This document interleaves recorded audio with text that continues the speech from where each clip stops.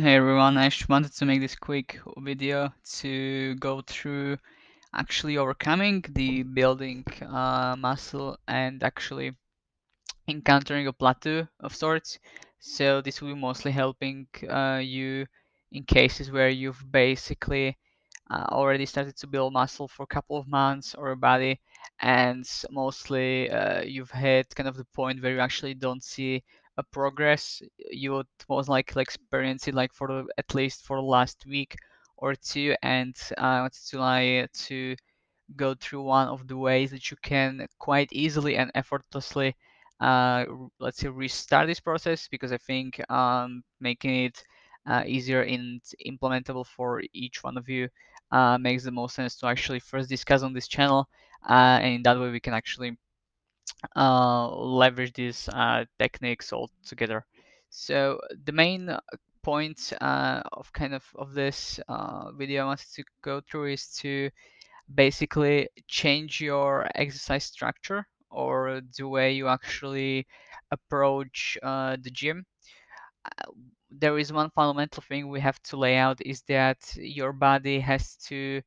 um, has to be kind of in a shock or to encounter new ways you do exercises in order to actually build muscle. Because even you're no self, you don't know that if you just do something repetitively, like each day, for example, if you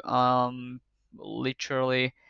perform, let's say, the same activities, like you don't learn anymore from it, you know that yourself. And we could use the same analogy for gym, is that if you actually do the same exercises over and over with the same weight, your body will basically plateau over time.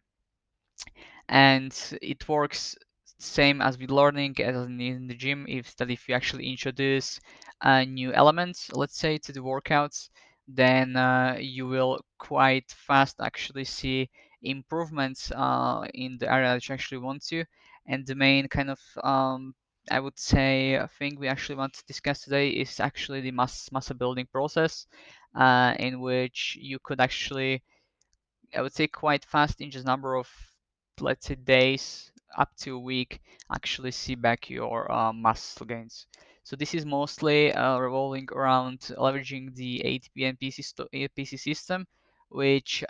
basically the ATP stores are used when you basically do like quite fast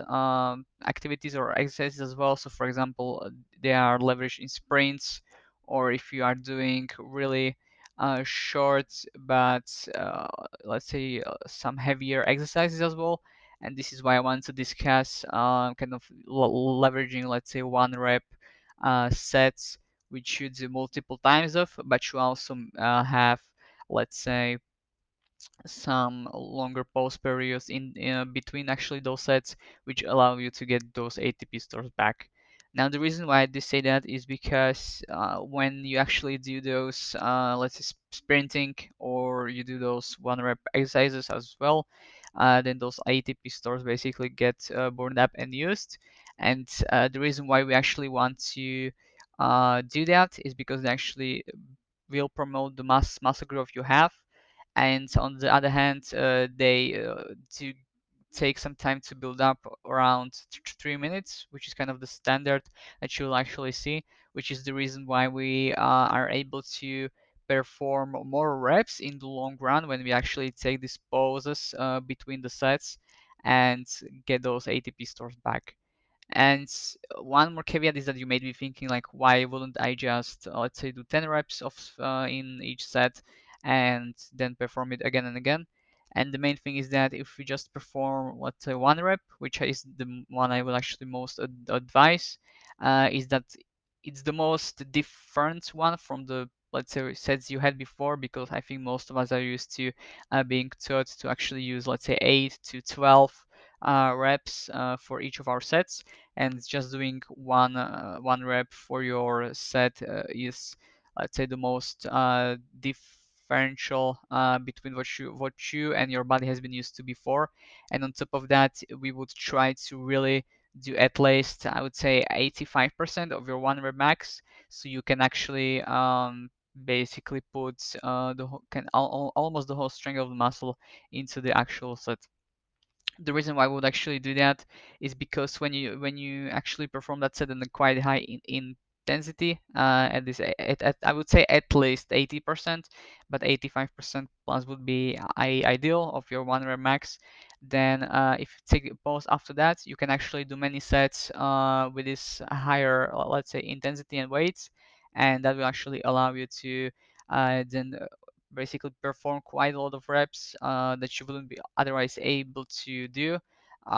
if you actually went to do them in one set. So for example, if we would then talk about doing actually 10 sets of this, maybe normally you would only be able to do 4 reps, but since we would do 1 rep in each set, then we are actually able to do up to 10 sets and even more. But I would advise to actually max it out at that kind of limit. And the reason why we would be able to actually lift more is because we would pause between each set, advisably for around 3 minutes. It can take for some individuals slightly shorter or longer, but I would say like the benchmark, so that like you wouldn't have to worry about getting timed, let's say perfectly, is the 3 minute mark, which you can basically use for yourself. And one also caveat to that is that if you actually still notice that even with these 3 minutes, like you are performing, let's say, worse than we actually started, then you can bump this up to around 3.5 minutes. But however, it's still like just take that